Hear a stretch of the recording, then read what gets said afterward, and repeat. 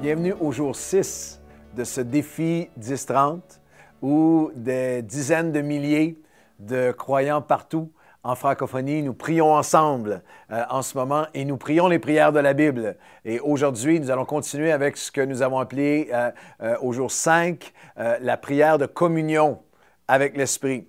Je vous souhaite la bienvenue. Si vous êtes encouragé, si vous êtes édifié, si vous êtes stimulé, fortifié par ces prières, je vous encourage à les partager sur les réseaux sociaux, que ce soit sur Facebook ou quelque autre réseau social que vous puissiez faire que le plus grand nombre possible se joigne à nous. Aujourd'hui, nous parlons de cette dimension de la communion avec l'Esprit de Dieu qui nous permet à chaque jour de connaître surnaturellement, mais aussi, on va voir aujourd'hui, de communiquer surnaturellement et de combattre surnaturellement.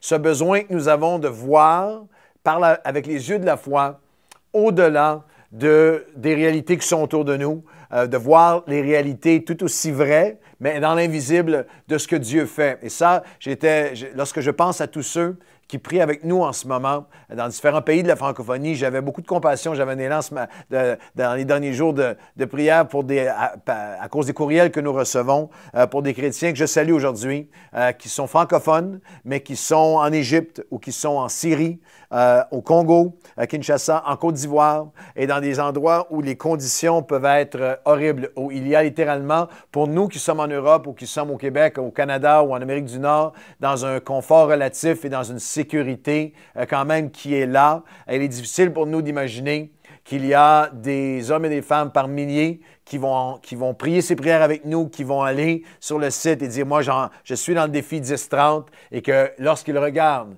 à leur fenêtre, hors de leur maison, il y a des guerres.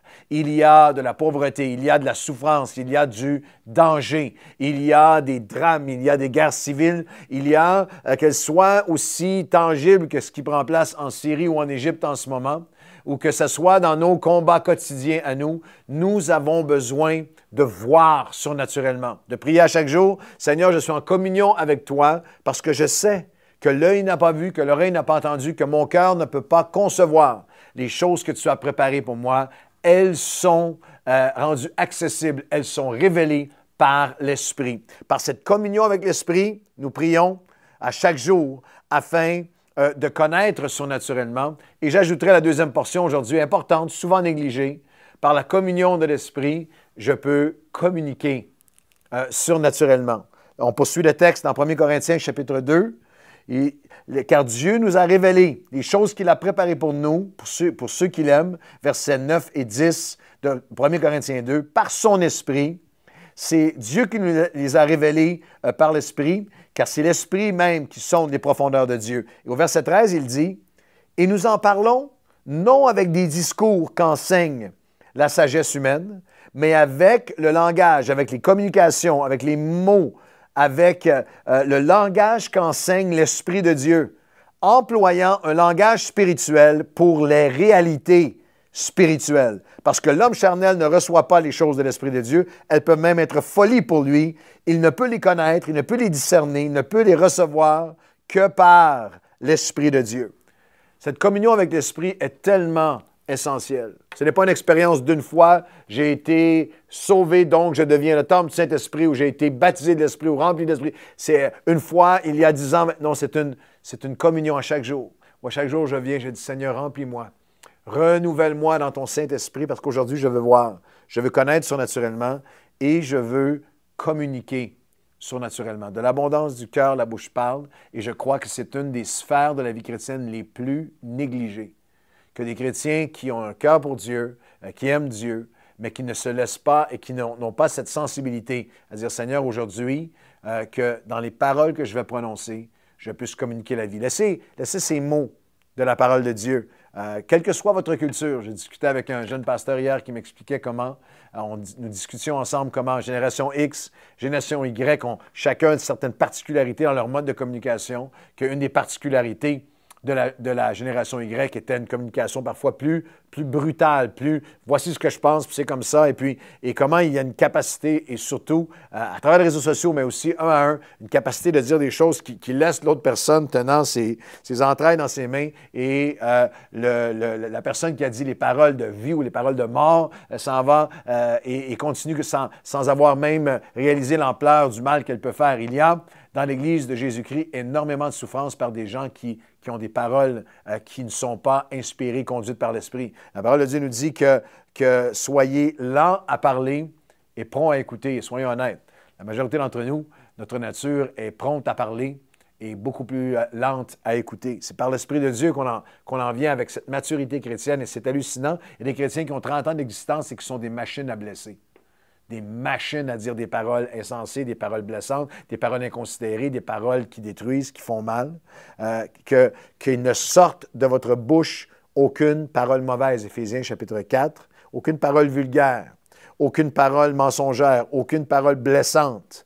Mais s'il y a lieu, s'il faut absolument que tu parles, s'il y a lieu, qu'elles soient quelques paroles qui servent à édifier, à bâtir, à encourager quelqu'un et qui communique une grâce à ceux qui l'entendent. Moi, vous et moi avons chacun d'entre nous dans nos vies vécu cette expérience. Mari et femme, où l'épouse va dire une parole qui juste encourage, fortifie, communique une grâce, un apaisement envers nos enfants. Nous pouvons communiquer des paroles qui communiquent grâce. Les gens autour de nous, les gens au travail, nous connaissons des gens que d'être près d'eux nous fait du bien, nous encourage, nous fortifie.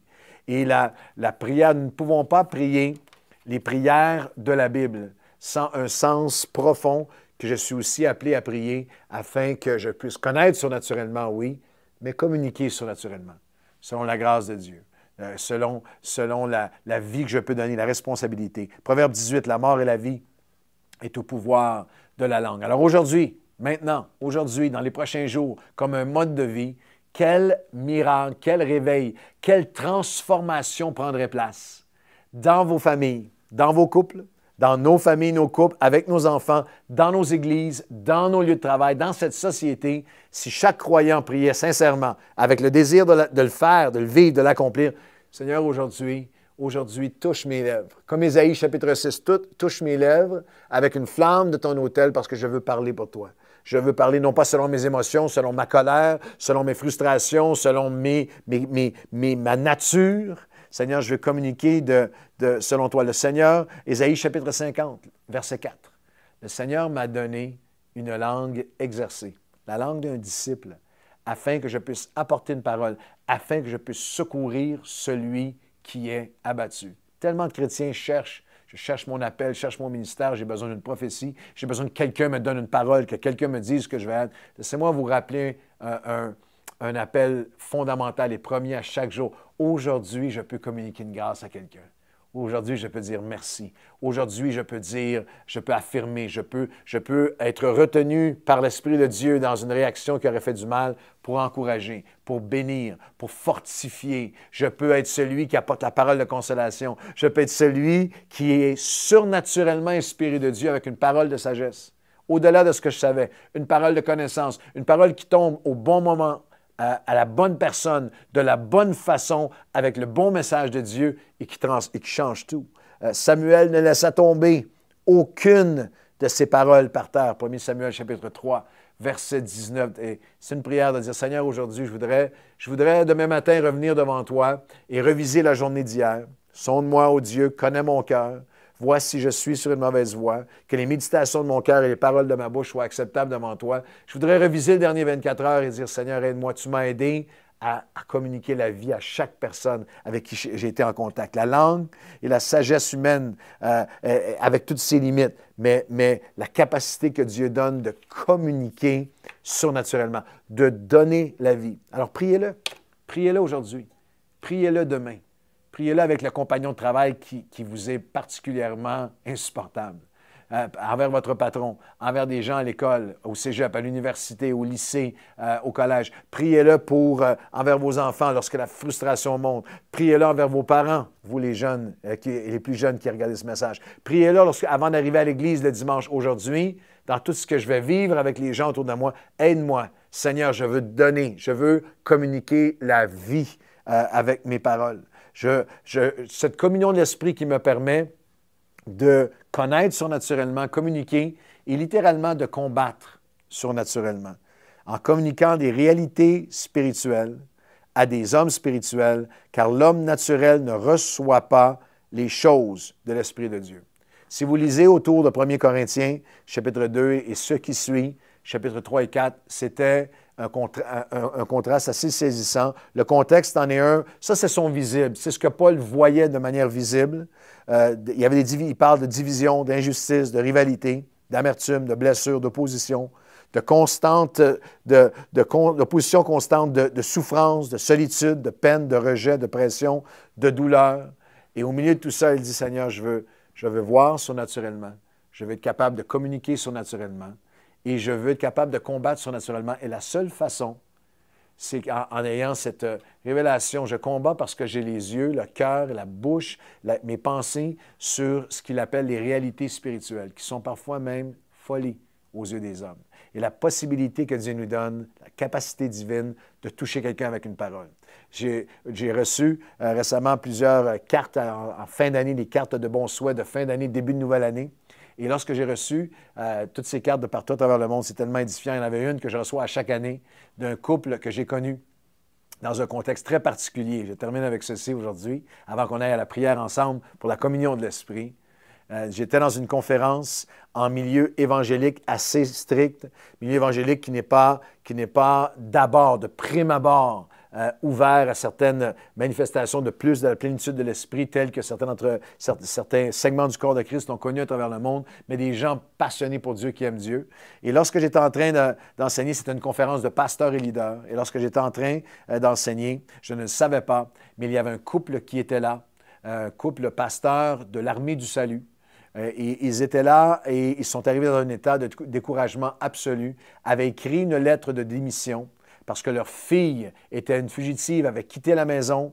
Depuis maintenant plus d'1 an, ils ne savaient pas si elle était morte ou vivante. Ils avaient eu des nouvelles d'elle qu'elle était tombée de manière terrible dans une spirale de drogue qui l'avait menée même à la prostitution, avait été mise sous arrestation pour avoir une sollicitation de prostitution. Lorsqu'ils sont arrivés, les policiers l'avaient déjà relâché, ils l'ont perdu dans la ville.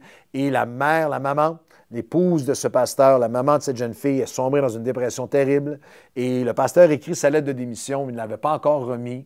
Et il vient à la conférence parce que ses anciens l'encourageaient à y aller. Il arrive au milieu de la réunion et moi, j'apportais un message sur le texte d'Ésaïe qui dit « Il ne jettera pas le roseau qui est cassé, il n'éteindra pas la flamme qui brûle encore. » Et alors que j'étais en train de communiquer ce message, il est venu un esprit presque de sanglots sur moi. Et j'ai commencé à dire et à répéter, peut-être que vous êtes ici et vous croyez que le roseau est cassé, que la flamme est éteinte.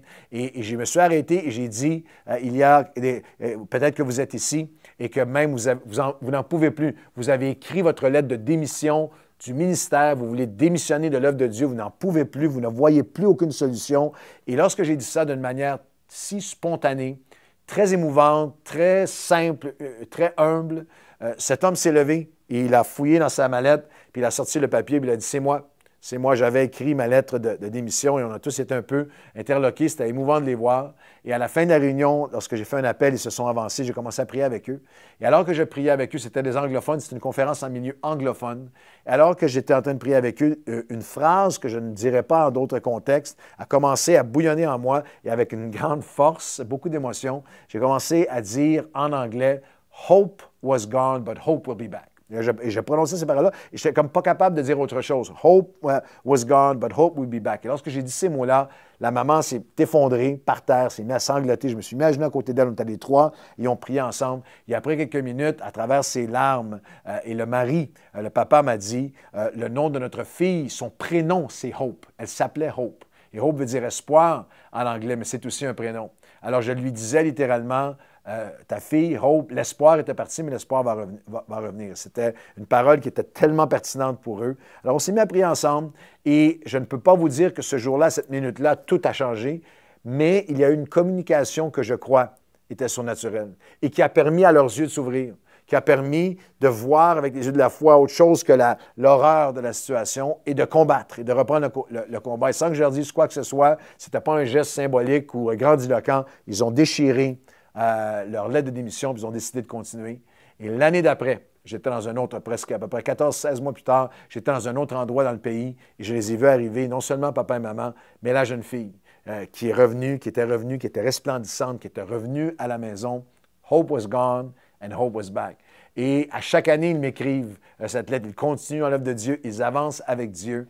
Et à chaque année, c'est un de mes plus beaux cadeaux de Noël. Je reçois leur carte de Noël avec leur photo de famille. Et je remercie Dieu pour le privilège que nous avons d'être en communion avec le Saint-Esprit, qui nous permet de connaître, de voir au-delà des faits, des limites humaines de la situation actuelle, de communiquer surnaturellement et de combattre surnaturellement pour de grandes victoires. Est-ce que vous savez que Dieu veut se servir de vous de cette même façon? Il veut se servir de chacun d'entre nous à tous les jours, alors que nous allons prier en communion avec l'Esprit. Je veux connaître surnaturellement, voir. Je veux communiquer surnaturellement, parler surnaturellement, et je vais combattre surnaturellement aujourd'hui et m'emparer des réalités spirituelles que Dieu a préparées pour moi. Bonne prière, allez-y, allez prier en communion avec le Saint-Esprit.